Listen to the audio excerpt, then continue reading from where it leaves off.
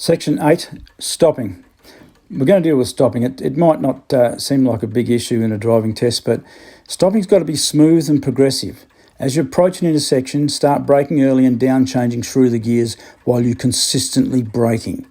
Don't stab the brake, take the brake off and then put your clutch in, then put your brake on again when down through the next change. That shows poor driving skills.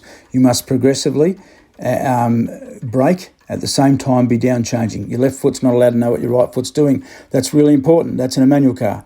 Obviously, in an automatic, it's easy. You start to pressing the brake early and approach the intersection smooth as you can.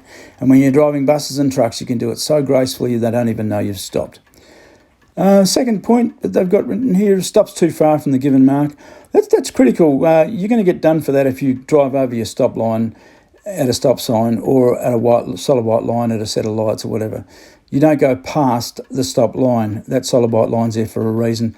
So don't stop too far. Obviously, same thing when you park alongside a curb. Be within 30 centimetres or a foot of the curb. Don't go right onto it if you can. That doesn't matter if you're close, but not right too far away either. That's very important. Stops too suddenly. Obviously, you don't want to have the assessor getting out of the car with his face covered in band-aids and stuff. You've just got to stop nice and smoothly and progressively. Emergency stopping's not done anymore, except on motorbikes. But obviously, you don't stop too suddenly. Your seatbelts will hold you back nowadays.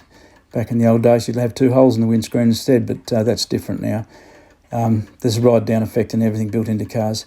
Now, the next section, stops too slowly in quick stop test. Again, that particular one is written for motorcycles, and that's very important. You've got to be able to stop fast enough. But of course, ABS braking now has come into the stopping. Nowadays, ABS braking is in most modern cars, which is the automatic braking system, which means the wheels aren't going to lock up. So you can stab that brake pedal as hard as you like and you'll smoothly stop. Even though it'll be a quick ride-down effect, you'll smoothly stop. There won't be any skidding or sliding in the modern car. A good driver doesn't like ABS brakes. They like to be under control themselves, and that way you can test which wheels and brakes need adjusting and things. That's fairly important.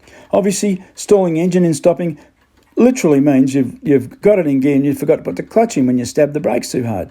So when you hit the brakes pretty hard and you need to stop pretty quickly, you've left it in gear. You've got to hold the clutch in as your brakes on as you suddenly stop.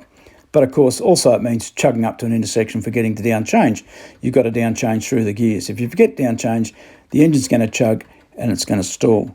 So stopping is quite a bit involved with that itself as part of your normal driving. It's a very important part of your driving. And that's the section on stopping, section 8.